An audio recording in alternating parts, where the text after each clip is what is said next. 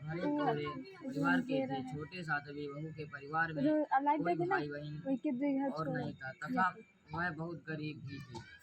इसी कारण 6 बहुओं के पीहर से बहुत सा दान दहेज आया था और उसके पश्चात भी उसके भाई जब तब बहुत सा सामान भी लाते रहते थे। इस तरह परिवार में उन 6 बहुओं का बड़ा मान सम्मान था। छोटी बहू घर का सारा काम काज करती थी किंतु सभी उसकी बुराई करते थे। प्यार उसके सास ससुर भी नहीं करते थे और उसे खरी खोटी सुनाते रहते थे।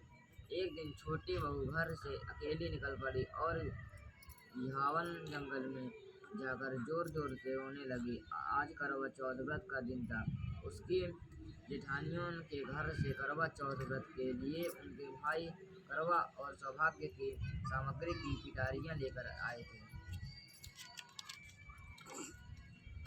छोटी बहू के घर में कौन था जो उसके लिए कुछ लाता। इसी से वह दुखी होकर जंगल में रोती हुई गुजरने लगी।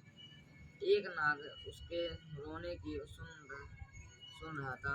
वह अपने बिल में से निकल उसके सामने आया और मनुष्य की बोली में पूछने लगा, बहन तुम क्यों रो रही हो?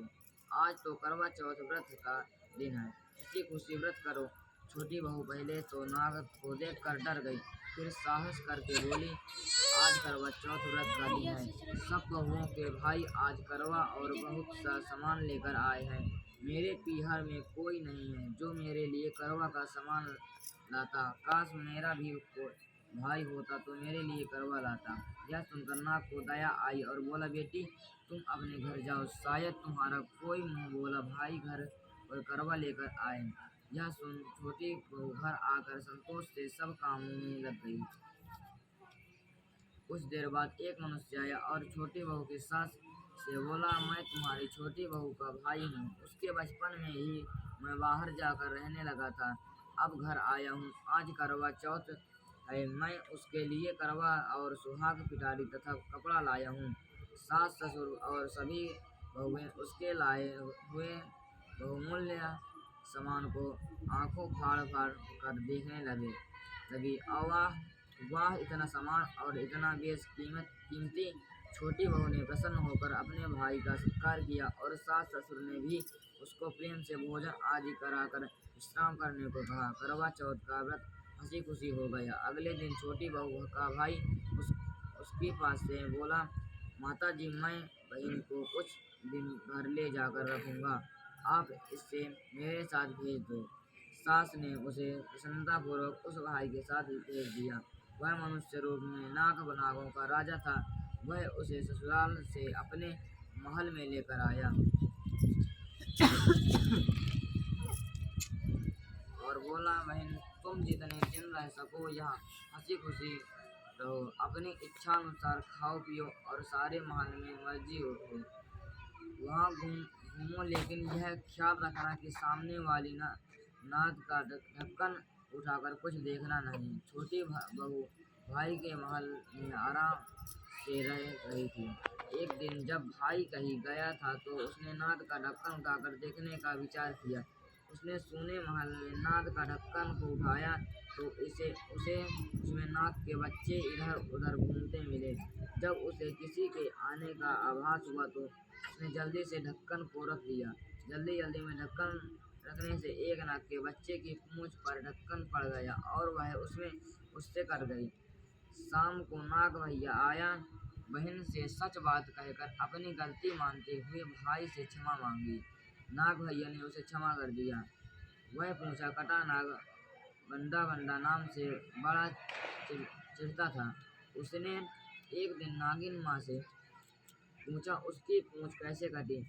जब उसे मालूम हुआ कि उसकी बहन ने नाद का ढक्कन जल्दी में रख दिया था सो उसकी पूंछ कट गई।